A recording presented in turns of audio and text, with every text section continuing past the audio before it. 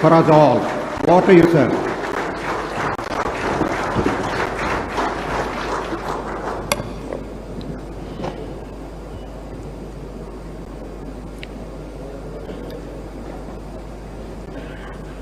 Respected Tucker, Managing Trustee of GFST, and respected Kutumbarao, Managing Trustee Member, and Chief Secretary Prasad, Honorable Ministers, Honorable MPs and MLAs, distinguished invitees and friends. I am very happy today. We are talking about deep technology. As a matter of fact, around late 90s, that is 95, 96, I started talking about information technology. At that time, we don't have any clue how to go about. Then so many brainstorming sessions like this. We had one hotel in Hyderabad, Krishna Oberoi at that time. Then it has become Krishna Taj. There we had different meetings. Finally, we came to a conclusion to build a tower. That also we built through public-private partnership. Even PPP model is a new thing at that time. Without spending any money, we have given land. L&T came forward. They built first tower, that is high-tech city. Even today, anybody will talk about information technology, they will mention only, they will show only high-tech tower in Hyderabad. That is the beginning. We built excellent tower, but what to do? Then to bring companies, I went to America for 14 days, 15 days, company to company, all corporate giants, I met them. I told them, excellent delegation along with me, we are able to convince everybody the strength of India in information technology. Then we thought, people are coming to start operation, but how to go about resources, human resources. We were very poor at that time. There are number of engineering colleges. In Rangareddy district today, there are no high schools at that time, maximum 20 high schools like that, total district. Today, 200 to 250 engineering colleges in one district. That is how we started information technology.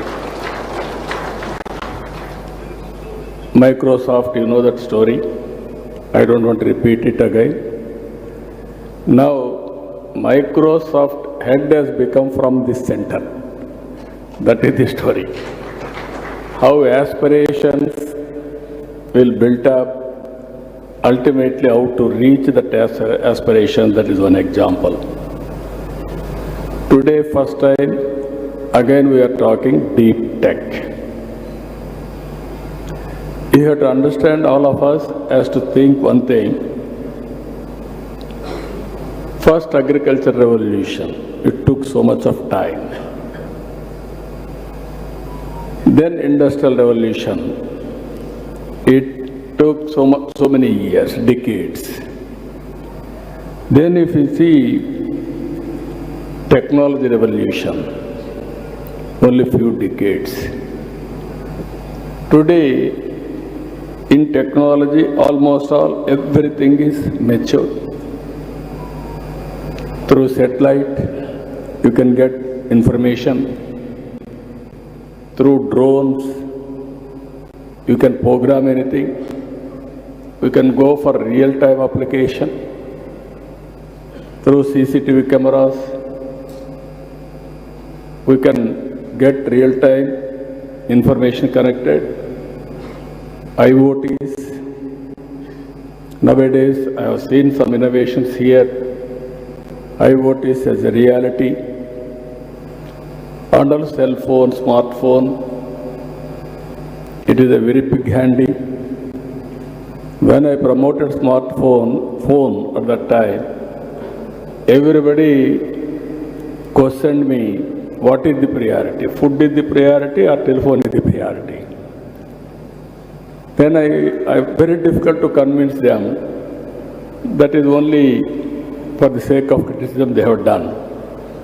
Today, anything you can miss, but not phone. Here are people, everybody is having a cell phone, not only you, even those who are working in the field, they are also busy to watch the information real time and acting real time. That is how things are happening. So with all these things, what I wanted to emphasize here, technology is the part of our life. Originally, I used to say, if you won't use information technology, you cannot compete in a competitive economy. And also, we can bring transparency, accountability, everything. Today, we have gone different world altogether. If you see in deep tech, AI has come, blockchain has come, machine learning, robotics, quantum computing, everything is coming today. But only issue is here, all of us has to think how to use all these things. It is very, very important. No other country is having Aadhaar. India is having Aadhaar. Any individual we can identify with Aadhaar. Once Aadhaar is available, then cell phone is available, then you can do wonders. I am very happy the Honorable Prime Minister Narendra Modi is promoting information technology in a big way. We are very fortunate. We are having a very good visionary in the country. And so much of respect globally for Indians. He built brand for Indians. That is what is happening today. So with all these advantages, we are all here now. We are all talking about technology, how to take next level. Flexible working is a reality today. Either you want to work, you can work virtually. You want to work physically, you want to work, you can work physically. Hybrid model you can look after. Even hourly basis you can work. There is a work. Then you can work according to your convenience. So many things are coming as on today. So what I wanted to emphasize here, if all of us, I want to make Andhra Pradesh is a knowledge hub. Because of all these things, historical information is we are having on cloud. Artificial intelligence is matured. Real-time information you can collect real-time with various devices. One is cell phone. You can go to the field. You can check there is a pest. Immediately one SMS message or one WhatsApp message, drone will come. It will detect pest exactly and application of pesticides with precision. These are all happening today. Night times you have to program drone, you may not do it. So we are having CCTV cameras. It is watching continuously, information is coming. So surveillance automatically we can do. Then drone at any time. We can send any remote area, not one use case, any use cases, number of use cases. Even medicines, transportation, or analytics, or real-time application, all these things you can do it. IoTs, medical devices are coming today. I am seeing not one application. One is preventive health, one is monitoring health, one is whenever there is a need, at that time you can go for cure. With all these combinations, you can reduce medical cost drastically. These are all various advantages we are having. So, Government of Andhra Pradesh also thinking very seriously. We are preparing Vision 2047. Swarna Andhra Pradesh, Vision 2047. We are keeping very high targets, 15% growth rate. Everybody is saying, is it possible? It is possible, we wanted to prove it. 14 to 19, we are able to grow at the rate of 13.5% at that time. Now we are talking 15% growth rate. Even today position Andhra Pradesh is not up to the mark. We are having legacy problems. We are correcting all legacy problems. This second quarter, if you see, all India growth rate is 8%. Andhra Pradesh growth rate is 8.75%. We are monitoring everything real time. Once in 3 months, we are able to study growth rate, GSTP, GDP, other states, wherever there is information we are monitoring. Here, 10 principles we are building in our vision document. One is zero poverty with P4 approach. Why I am saying these 10 principles to you? How government is going to work in the near future for 25 years. Thereby you can associate with Government of Andhra Pradesh for proof of concept. I wanted to make it every information available for startup companies to prepare use cases. I will create sandbox so that all information is available. And also if you come with some use cases, we will give opportunity.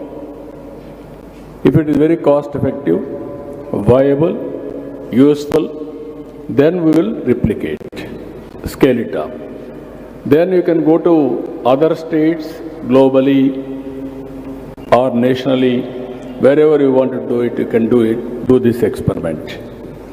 This is first principle, zero poverty. I am requesting all of you, people in future is a wealth. Earlier we were all thinking population is a liability. Now population is an asset. India has moved right time in information technology. Now we are the global leaders. All over the world, every 4 IT professionals, either one or more than one are from India, that is Indians.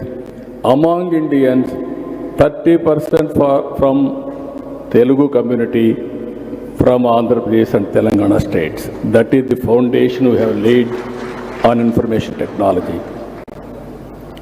At the same time, demographic advantage has come for India. That is a windfall gain. No other country has planned properly. Now if you see, including China, Japan, even Europe, everywhere there is a problem of population. When I started population management, everybody asked me what is population management. Now everybody is talking about population management. So what I wanted to inform all of us has to talk. Long back I gave a slogan, break silence, talk about AIDS. We are able to control AIDS at that time. Today, all of us has to talk about population management. Or otherwise, same situation what is facing today, Japan or South Korea or Europe, same situation will come to India. So if you can focus on population and also technology, then India will be the global service hub for global needs. That is going to happen now. So first policy, zero poverty, and also P4. As on today, 1991 economic reforms, you can compare very clearly pre-economic reforms, post-economic reforms. And stable government is there, much more advantage. This is where public-private partnership, all roads, telecommunication, power, everything, colleges, everything has come under PPP model. Now we are adding one more P, that is people. Public, people, private partnership. That is 3 Ps, this is 4 Ps, where high net worth individuals has to handhold those who are all below poverty. We are all here. We are fortunate. We came this stage because of society, because of people. They are still malnutrition, ill health, and so many problems they are facing. It is our responsibility to give hand-holding, mentoring. If necessary, we have to help them financially, support them. Finally, it is our responsibility to build society at for equal footing. That is the principle I want to bring now. Government is committed. We will give opportunity for everybody. If we join together, we can make first step zero poverty. After that, how to reduce inequalities between haves and have-nots. It is a continuous process. We cannot control growing people in a big way, wealth creation, but at the same time, you can help people to overcome poverty and other things. Second angle, we are focusing on employment. Technology, so many people are talking, technology will remove employment. I am telling you, India is having an advantage. Technology will bring employment. With the deep technology also, we can create wealth. We will create more and more avenues for employment. That is where our government is giving more incentives for employment generation as a condition. That is where we want to make Andhra Pradesh as a global hub, virtual, physical working also. Either GCCs, co-working space, work from home, workstations creation. There we want to give more and more incentives to create employment apart from industrialization and services and also tourism in a big way. Then ultimately skilling, upskilling, it is a continuous process on human resource development. We wanted to bring all education institutions globally or nationally, which are all predominant. Vishaka will be the future city for knowledge economy. It will be a hub. We want to make it. This is one of the best cities in all aspects. This is where, and also first state in the country, we are enumerating skill census. If we do skill census, every person, what are all the skills required for local activity, national activity or global activity, we can build them. Ultimately, not working hard, how to work smart. This is very, very important. This is where we are thinking. Even I am giving more incentives for those who are promoting more skills in Andhra Pradesh, and also high-skilled resources how to build. We are working in that direction. Water security, fourth principle. Water is very, very, very important. Linking of rivers. We wanted to make Andhra Pradesh 100% water security for drinking and also agriculture and industry. We are very fortunate in South India, Godavari and Krishna and other rivers. If we link all rivers, every acre of land we can give water. In agriculture, I am asking all of you, Andhra Pradesh is well positioned. It will be global hub for food supply, either aquaculture, horticulture, even food grains, even spices, even our Araku coffee, one of the best coffee in the world. And also we are working in a big way, natural farming, zero budget natural farming. As on today, nowhere in the world this experiment is going on in a big scale. Now we are doing zero budget natural farming. If we can work solution in that, even technology can be applicable in zero budget natural farming. Now everything, pesticides, how to spray with precision, and also fertilizer, chemical fertilizer also how to spray through drone. Even natural farming, what are all the pesticides, pest how to control. Even fertilizers in natural farming, how to spray with drone. All these things we can work in a big way. Ultimately, agriculture is one sector. We have to reform, we have to revolutionize. If we can come with proper use cases, we want to adopt all these cases. And also another thing, logistics. Our roads are not up to the mark. We are having so much of advantage. We are having nearly 1,000 kilometers sea coast, that too on east coast. Future is for sea cargo. That is where we are working.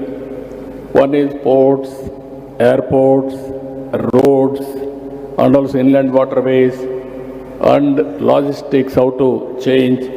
As on today, India logistics cost is 14%, whereas global logistics cost is 8%. You come with proper proposals, we are prepared to work with you. How to reduce the cost of logistics cost. Just now one presentation, they brought it. Potholes real time, how to measure, how to calculate, and how to take action, all these things. This is the area we want to go in a big way. Then ultimately, energy and fuel. I am talking about energy and fuel.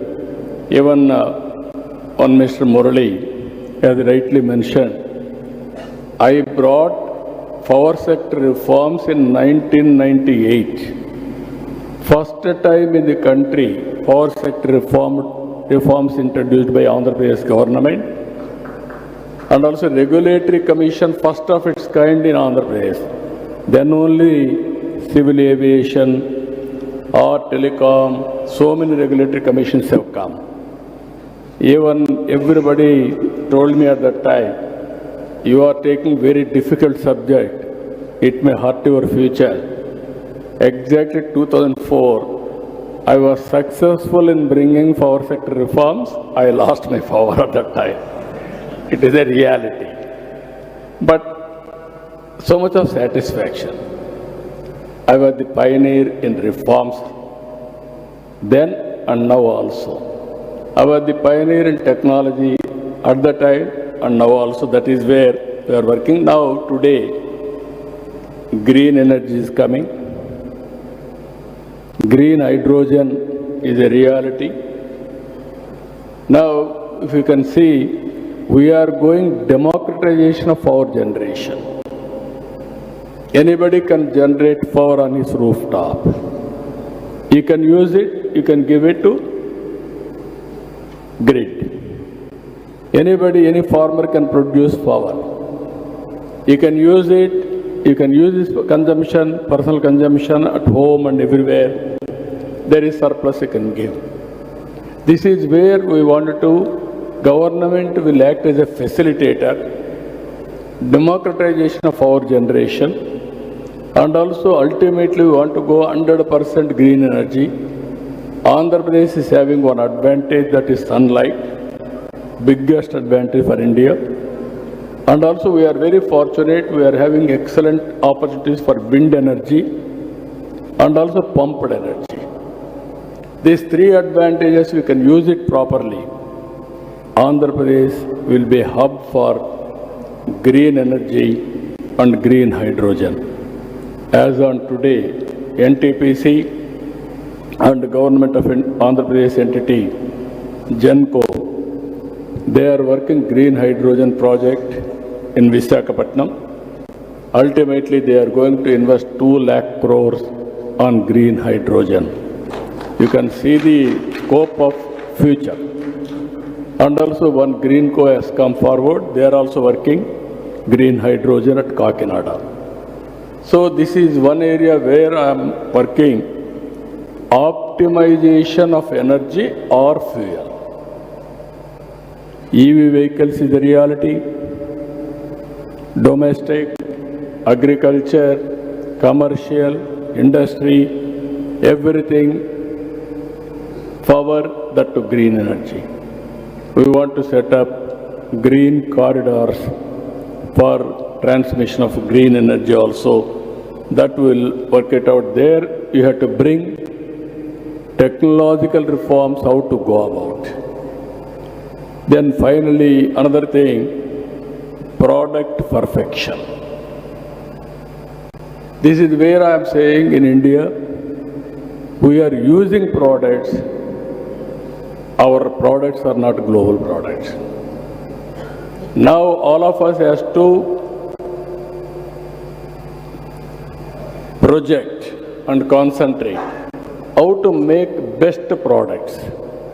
That is where we are working, product perfection and also brand promotion. Ultimately, we are giving special incentives for brands and product perfection. In this regard, we want to promote one family, one entrepreneur. Earlier, I gave a slogan, one family, one IT professional. Today, I am giving a slogan, one family, one IT, one entrepreneur. It is possible. This is where we are nurturing in a big way. And finally, with all these things I want to achieve, deep tech in all walks of life. Then nobody can stop us if we adopt everything here. This is where I am saying deep tech, cloud data is available on cloud, artificial intelligence is matured, real-time data will collect real-time, sometimes traditional way. Even I remember very well, in Gandipeta, that is 84, 85, my party headquarters, at that time my founder, President N.T. Ramarao was there. We used to work from there. Computers, big room, standalone systems, not integrated, all these things. Computer won't work without power. So compulsorily with not power, with AC. We created AC room for that. But my father-in-law, the then chief minister, didn't have AC. But computer had AC at that time. Today you are seeing total transformation. You can imagine not only now, from 1984, I am working with technology, how to transform, how to use in party, not only government, in party affairs also we have used. So this is where I am creating now Ratan Tata Innovation Hub. I want to give inspiration. During his lifetime, he created a big empire. At least during our lifetime, 1/10 of that you can achieve. You can aim it. It is possible. But today, environment, I am telling you, technology has become a big handy for everybody. Earlier, people used to talk about digital literacy and also so many approaches. Now, all these things are available. In this conference, what I wanted to propose, every 3 months once, we will talk about, we will have one exhibition on deep technology. Andhra Pradesh will give you all the information on sandbox. You can go through. Imagination sky is the limit. You come with use cases. We are prepared to implement with total spirit. It is cost effective, it is useful, and also it will be advantage for the society. I am assuring you, we will implement in total. Finally, we will give you proof of concept. Then you can scale it up nationally, internationally. That is your leadership quality. That is how I want to promote this technology in a competitive world. For this, all academicians, universities has to join. IT professionals has to join in this experiment. And also companies has to join. One is commercial enterprises you have to promote, and also social enterprising also you have to promote in a big way. That is where it will be beneficial, it will be sustainable. So I am very happy. I started this exercise. I am a student today. I am listening everything from you. One day I am spending only to listen from you, what all you say, then which are all relevant for my government, for the common man, betterment of their life standards. I am prepared to implement immediately. That is the purpose I am spending. I am earmarking complete day to listen from you. You also come back how to create that ecosystem. If you see today, Hyderabad ecosystem is very, very powerful. Starting with IT, going further with BT, again pharma, again finance, insurance regulatory authority, headquarters was in Delhi. I was able to shift from Delhi to Hyderabad. Only one reason. Nobody was willing there in Delhi to give land for campus. I am prepared to give land. I offered. At that time, the chairman from Tamil Nadu, he was also willing, Rangachari. Then immediately it has come to Hyderabad. Now that is the financial district. At that time, one example I am telling you, Pharma Export Council. They wanted to get 5 crores as money to run their operations. They went to Maharashtra government because at that time pharma means Maharashtra. They refused, they didn't bother. They asked me on meeting like this. Immediately I said, I am giving 5 crores, you come and set up your export council. That is how pharma has become very, very big in Andhra Pradesh. ISB, that is another story. Others had put so many conditions. I told them, no condition, you come and set up. Today, ISB has come to Hyderabad. This is where we are building. Now I want to tell you very clearly, Andhra Pradesh, every part of Andhra Pradesh, I want to make it a innovation hub. Every family I want to promote one entrepreneur. That is my dream. I am confident I will do it. Either micro or small or medium or big enterprise. It is all leadership qualities. So this is the beginning. I am very happy you are all here.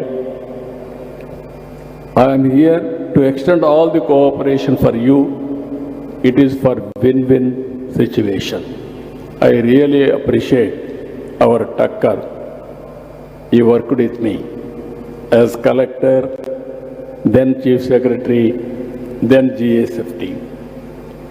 This is also, if you see, Global Forum for Sustainable Transformation. It is not a big organization. It is only a non-profit think tank body. We don't have any big resources at the time. I was the founder. Earlier, I was also in the committee. After I became Chief Minister, I said I resigned. Now it is only I was founder. Always we used to promote this type of institutions. Even Nandi Foundation was my brainchild. Now it is one of the best NGO in the country. This type of organizations we have to promote, nurture, take to the next level.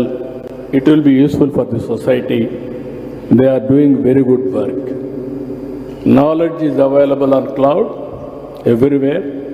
Technology is available. How to Uberize all these things for social entrepreneurs or corporate entrepreneurs. That is the idea of this organization. Thereby, how to help governments also best practices. Even Niti Aayog is working. Some more NGOs are working. Some NGOs are working with materialistic serving, financial support. Some NGOs are working with ideas. This is mainly how to bring new ideas for overall betterment of the society. I am very happy. First meeting, recently Hyderabad also they had a meeting. Same subject on deep technology. This is the second meeting. Now they will be the pioneers in India to promote deep tech. I am proud of them. I really appreciate Tucker and his team. I wish all the best for them also. With this, today so many subjects we are having. We will interact all subjects. Finally, what all I am promising you, what all I learned, I will implement in my government very sincerely. With this, I am thanking all of you. Thank you, Anandram.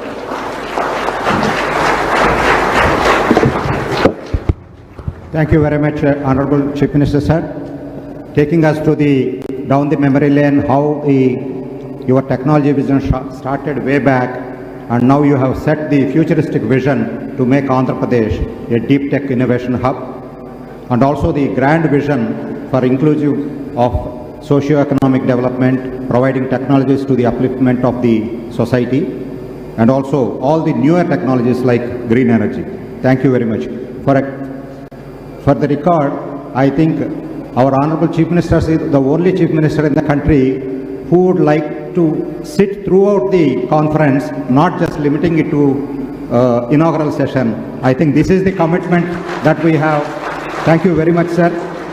And I think all the challenges that he has shown, all the support that he wants to give for the innovation in the deep tech, I think all the stakeholders here in the auditorium will take it up and then commit themselves, participate in this. With these words, before I conclude the inaugural session, I have a small event to release 2 books prepared by the research team of GFST. One is a coffee table book, Forging the Blueprint for Swarnandhra and Transforming India to Vikasit Bharat. The second one is AI for everyone, artificial intelligence for everyone, which demystifies the technology and make it very understandable for the common man as well. So I request Honorable Chief Minister to release these books in the presence of Chief Secretary and our directors. I request Sanjay sir, our CEO, and the authors of these books, Sriram Iyer and Sridhar Sheshadri, also to join on the dais while the books are being inaugurated. Sridhar Sheshadri is a global serial entrepreneur who co-founded DeepTech and cybersecurity and an alumnus of digital army in Austin. And Sriram Iyer co-founded AI startups with successful exits. He was formerly country head at Ernst & Young for startup business.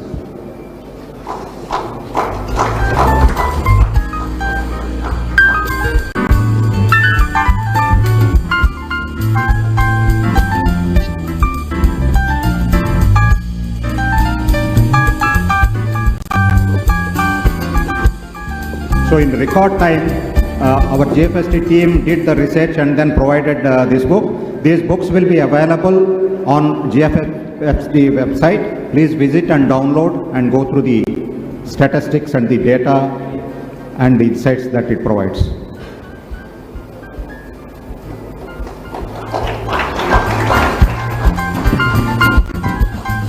Now the second book, AI for Everyone.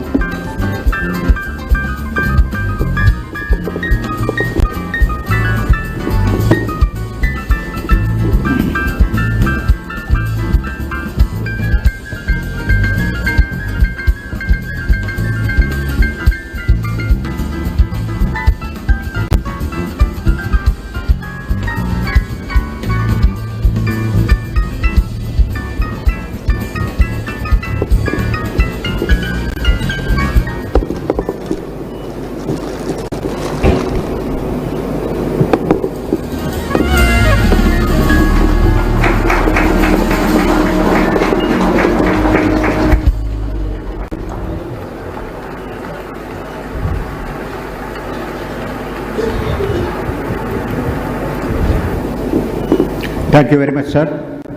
Now the inaugural session comes to an end. I request Honorable Chief Minister, sir, to remain on the dais. Other dignitaries will be seated in the audience. We will move on to the next presentations. There are some minor changes in the program for the logistic purposes. Now I would like to invite Dr. Rakesh Kalpala from EIG Hospitals. EIG Hospitals is collaborating with government and institutions like ISB to redefine healthcare innovation with AI. To talk more about this, I invite Dr. Rajesh Kalpala from EIG Hospitals. Subsequent to his presentation, he will be joined by Dr. Pratik Sharma from American Society of Gastrointestinal Endoscopy. Over to you, sir. Thank you, everyone. Honorable Chief Minister Garu, Nara Chandrababu Naidu Garu, and all the dignitaries of the stage, of course, no, but on the stage as well. So without wasting time, what I will do in the next 15 minutes is I would call upon, it's an honor and privilege for me to call upon Dr. Pratik Sharma. He is the President of American Society of Gastrointestinal Endoscopy and also the Chair of Artificial Intelligence in US. So he will be delivering a talk on AI in healthcare. Subsequently, we'll just showcase what we are and what we are going to do and envisage with the government of Andhra Pradesh and other stakeholders. So I would invite Dr. Pratik Sharma onto the stage to deliver his talk, followed by a 5-minute presentation by me on what we are doing. Pratik, over to you, please.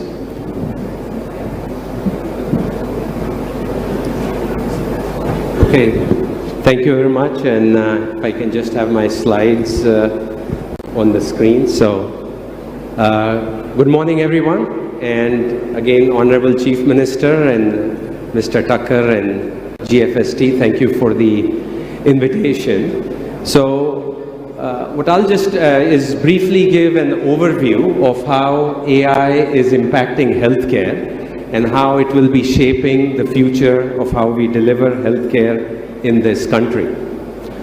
So when we look at three areas where AI will make an impact, it's to improve the efficiency of us as doctors. How can we provide more precision care to our patients? And then from a hospital perspective, how can we scale it up so that this is not just in small clinics, small hospitals, but virtually throughout the country. So that is the concept.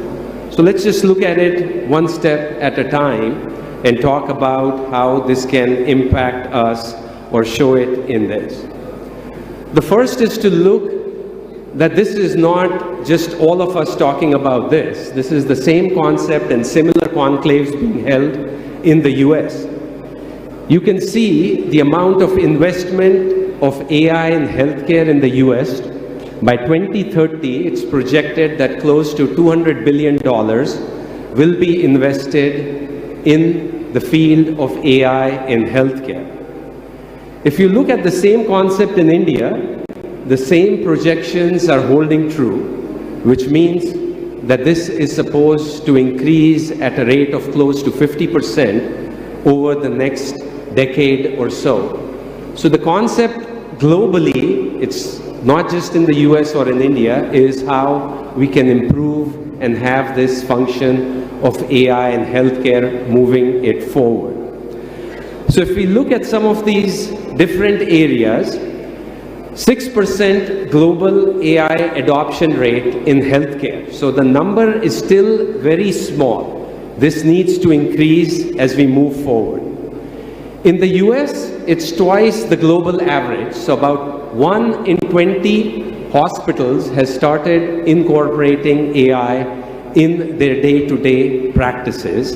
And of course, when you look at the amount of investment in healthcare, 85% of the different entrepreneurs, as we heard from the Honorable Chief Minister, are planning on doing some sort of investment of AI in healthcare. So it is a huge field which is ready for it. So let me leave you with a few use cases for all the entrepreneurs which are in the room of what we are looking at. The four major areas where I've broken this down into is improved diagnostics, workflow optimization, providing personalized treatment to our patients, and fourth, which I think is the most important, is remote patient monitoring and preventative care and how we can do it in this way.